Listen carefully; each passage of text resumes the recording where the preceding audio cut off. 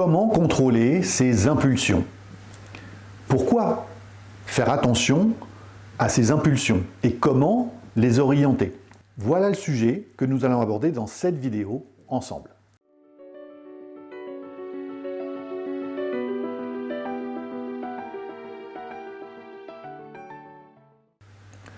Le contrôle des impulsions. C'est un vaste sujet puisque nous sommes tous confrontés à des impulsions émotionnelles. Nous avons ces impulsions qui arrivent et qui, par moment, prennent le contrôle et vont décider à notre place de dire ou de faire certaines actions que nous n'aurions pas fait si nous avions gardé le contrôle.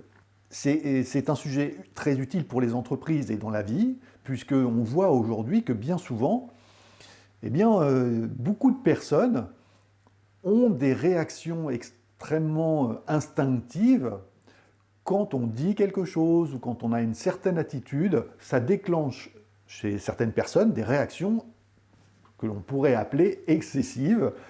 Et on se demande, mais comment c'est possible qu'une personne réagisse comme ça pour un si petit sujet? Eh bien simplement parce que l'impulsion l'a débordé. Savoir garder le contrôle de ses impulsions, c'est très important dans le domaine professionnel, notamment puisque ça va permettre à une personne qui a cette capacité, puisque c'est une capacité, de garder le contrôle face à une situation qui vient la heurter, la percuter ou la blesser, de ne pas céder à l'impulsion que ça va générer, de ne pas rentrer dans une réaction démesurée ou excessive, et donc de pouvoir garder le contrôle et de pouvoir avoir une réponse adaptée, choisie, sous contrôle, par rapport à ce qui est en train de se passer, à la situation que la personne est en train de vivre. Donc, c'est une réelle capacité, mais cette capacité, elle s'apprend, elle se travaille. Ce n'est pas quelque chose que l'on va avoir d'une façon forcément innée.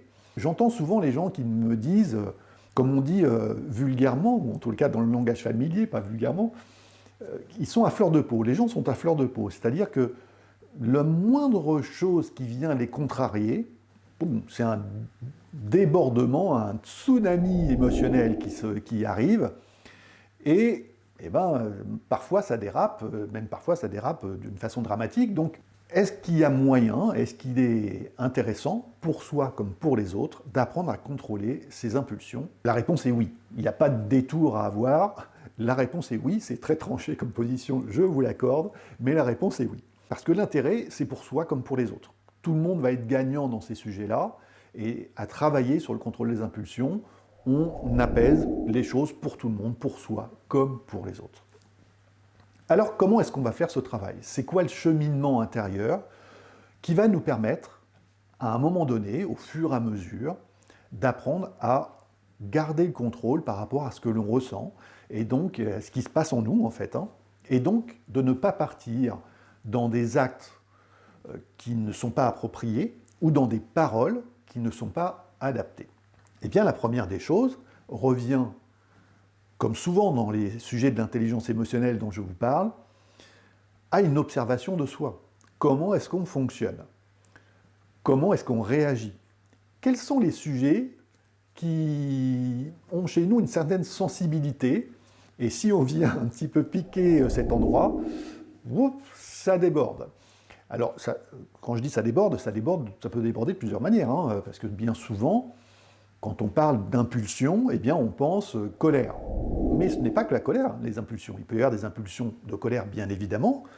Je n'ai pas besoin de vous donner de détails, vous en aurez plein, je pense, si vous y repensez, qui vous concernent ou pas, que vous avez vécu.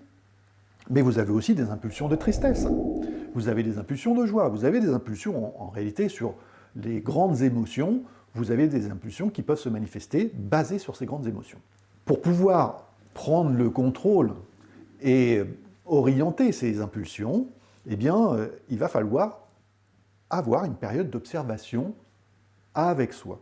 Comme je viens de vous le dire, quels sont les sujets où j'ai une sensibilité un peu exacerbée et où il va falloir que je sois vigilant ou vigilante sur ces sujets quand on vient m'en parler ou quand on aborde ces sujets. Qu'est-ce qui est le plus difficile pour moi à ce moment-là? Une fois que vous avez observé et mis sur une feuille, hein, vous écrivez noir sur blanc quels sont les sujets qui, chez moi, sont difficiles, eh bien, vous allez regarder la prochaine fois que vous allez avoir une situation qui vient appuyer sur ces sujets, qu'est-ce qui se passe à l'intérieur de vous? C'est la première étape, c'est celle-ci, c'est l'observation. Je vais regarder ce qui se passe à l'intérieur de moi. Comment elle se manifeste à l'intérieur de moi? Où est-ce qu'elle se manifeste? Je vous donne un exemple. Si on prend l'état de colère, l'émotion colère, quand elle se manifeste chez quelqu'un parce que ça vient titiller quelque chose qui la met en colère, eh bien, il y a plusieurs signes physiques qui sont des signes annonciateurs, en fait, que la colère est en train de monter. Par exemple, il y a des personnes qui vont se mettre à bouger dans tous les sens, qui vont avoir les doigts qui bougent, qui vont avoir le rythme cardiaque qui s'accélère, qui vont avoir la mâchoire qui se serre bien souvent, ou les yeux qui se froncent. Il y a vraiment différents signes physiques qu'il faut apprendre à observer, à reconnaître, pour pouvoir se dire, là, je sens que la colère est en train d'arriver. Pour la tristesse, par exemple, eh bien, ça va être une pression peut-être au niveau du ventre, de notre deuxième cerveau. Ça va être toujours aussi le rythme cardiaque qui peut s'accélérer. Ça peut être la gorge qui se serre. La joie aussi a des signes annonciateurs. Le sujet là, c'est réellement quels sont les signes annonciateurs de l'émotion que je suis en train de ressentir sur les sujets qui sont difficiles pour moi et qui déclenchent pratiquement systématiquement une impulsion démesurée. Une fois que vous avez observé cela chez vous, eh bien vous savez déjà que vous avez la base pour apprendre à réguler l'impulsion qui est déclenchée et donc à contrôler à terme ces impulsions. Parce que ce qui se passe quand l'impulsion vous déborde, c'est que vous n'avez pas été attentif et donc assez conscient de ce qui se passe en vous en termes émotionnels, en termes de sensations et de réactions. Et donc, vu que vous n'avez pas été attentif à ça, et il n'y a pas de critique dans ce que je vous dis, hein, parce qu'on n'est pas du tout éduqué à cela, donc évidemment, on le subit, on est là dans le monde de l'inconscient, eh bien, on se laisse déborder. Et quand on se laisse déborder, on sait tous que ça peut prendre des proportions démesurées. L'intérêt pour vous, c'est déjà que vous allez apprendre à reprendre le contrôle de vous-même. C'est ça le premier intérêt du contrôle des impulsions, en termes émotionnels, hein, sur l'intelligence émotionnelle, c'est que on redevient le maître chez soi. En effet, une émotion, quand elle se manifeste et qu'elle devient une impulsion, une réaction impulsive par rapport à un sujet, on perd le contrôle. On perd le contrôle. Vous êtes à ce moment-là sous contrôle des émotions qui vont décider pour vous de la réaction que vous allez avoir. C'est pas très agréable. Et donc c'est aussi très important de se dire je vais garder le contrôle de moi-même et c'est moi qui reprends le choix, qui vais décider de la façon dont je vais réagir ou dont je vais répondre à ce qui est en train de se passer. Et l'intérêt de cela, eh bien, c'est que vous allez pouvoir rester, avoir une réponse proportionnée à la situation. Et donc aussi à avoir des réactions beaucoup plus sereines, beaucoup plus équilibrées, beaucoup plus en maîtrise, qui peuvent vous apporter énormément de services. Quand on sait faire ça et qu'on a appris à le faire, alors c'est une pratique, hein, et plus on le fait, plus on s'entraîne et mieux on y arrive, parce que ça touche toutes les émotions, eh bien on arrive à gérer des situations qui peuvent être aussi des situations, si je prends l'exemple de la peur, vous savez que l'impulsion, si vous avez une impulsion de peur qui arrive, elle peut vous tétaniser cette peur. C'est-à-dire, vous vous figez et vous n'êtes plus capable de rien faire. Et si c'est le cas, eh bien, ça peut avoir une conséquence dramatique. C'est valable aussi pour la colère. Si vous avez une impulsion de colère parce que quelqu'un vient de dire quelque chose ou de faire quelque chose qui vous fait, comme on dit, sortir de vos gonds, eh bien, la réaction que vous allez avoir va donner une énergie dans votre réaction, une certaine force, une certaine puissance, mais qui reste sous contrôle, sous votre contrôle. C'est-à-dire qu'elle ne va pas vous déborder, mais elle va avoir un impact extrêmement puissant, à travers l'intonation de la voix, par exemple, à travers la posture que vous allez avoir, à travers ce que vous allez dégager. Parce que vous le savez, en neurosciences, Il est prouvé que tout ce que l'on fait, tout ce que l'on pense, en fait, on dégage des ondes électriques qui influencent ce qui se passe autour de nous. Eh bien, vous allez dégager quelque chose à ce moment-là d'extrêmement fort et d'extrêmement puissant qui va impacter et influencer les personnes en face de vous et qui va venir leur dire « je ne suis pas OK avec ce que tu es en train de dire ou avec ce que tu es en train de faire ». Il n'y aura pas besoin de débordement à ce moment-là. Il y a énormément d'exemples que l'on peut prendre. L'intérêt, c'est que vous êtes à ce moment-là, en effet, sous contrôle et que vous contrôlez vous-même vos impulsions. Si l'on met ça dans le domaine professionnel, eh bien, dans le domaine professionnel, dans les entreprises, une personne qui a la capacité de maîtriser ses impulsions, c'est extrêmement intéressant pour une entreprise. Extrêmement intéressant.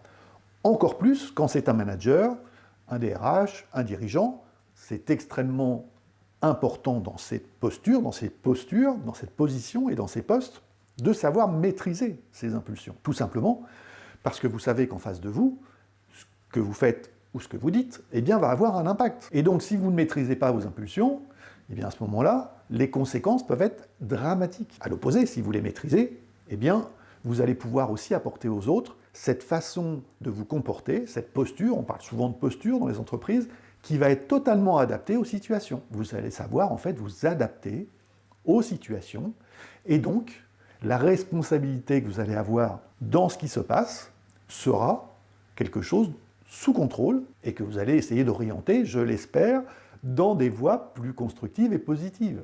Pour tout le monde, pour les autres et pour vous aussi. C'est une force extraordinaire d'avoir cette capacité. Et dans les entreprises, réellement, c'est extrêmement utile. Et c'est vrai aujourd'hui, soyons tout à fait honnêtes, ce n'est pas réellement ce qu'on voit. Bien souvent, il y a des débordements, dans la vie privée aussi, encore de plus en plus avec la société dans laquelle on est aujourd'hui, il y a des débordements d'émotions qui se font voir et qui se manifestent parce qu'il n'y a pas de contrôle derrière. Il n'y a pas de gestion, de régulation des impulsions. Parce qu'on n'a pas l'habitude de s'observer, parce qu'on n'a pas l'habitude de regarder en soi ce qui se passe, parce qu'on a un manque de conscience. Et donc, les conséquences, c'est qu'il se passe ce qu'il se passe. Et ce n'est pas forcément ce qu'on aurait voulu dans les actes et dans les paroles. On fait des choses, parfois, il y a plein de gens qui le disent, j'ai été débordé par ce que j'ai ressenti.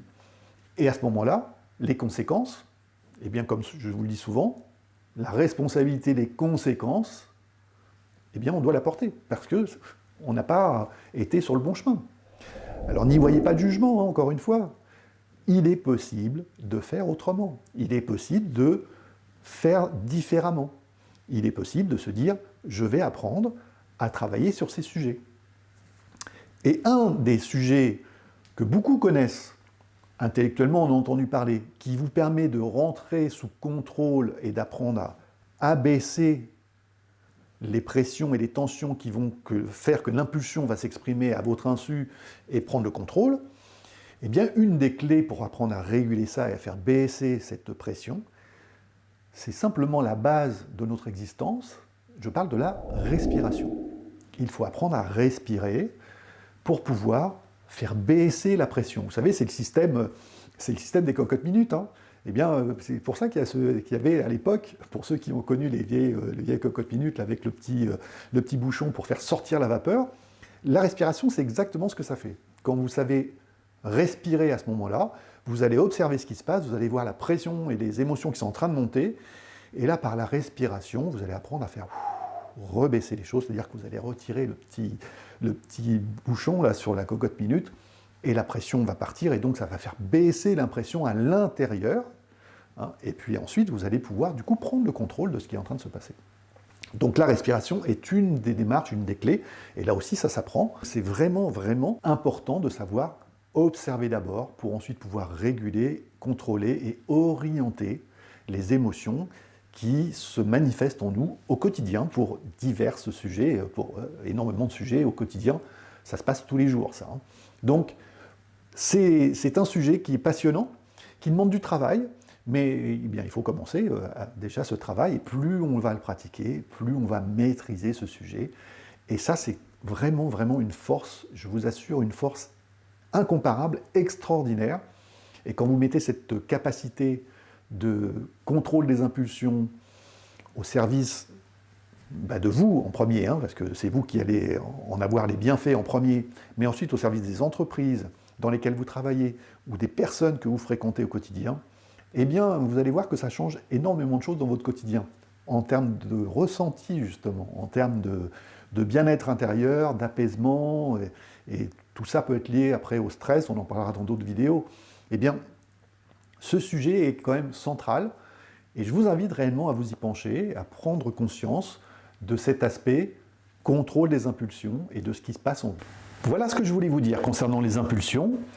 J'espère que ce sujet retiendra votre attention, que vous allez vous pencher réellement sur l'observation de vous-même et puis sur la mise en pratique de certaines méthodes qui vous permettront réellement de réguler vos émotions pour ne plus être au service et sous contrôle de vos impulsions. Je vous invite, soyez gentils, prenez quelques minutes pour liker, pour commenter, pour vous abonner à la chaîne, c'est vraiment important pour moi. Et pour vous, ça ne représente rien. Et puis, on se retrouve très rapidement pour une prochaine vidéo. Et d'ici là, prenez soin de vous.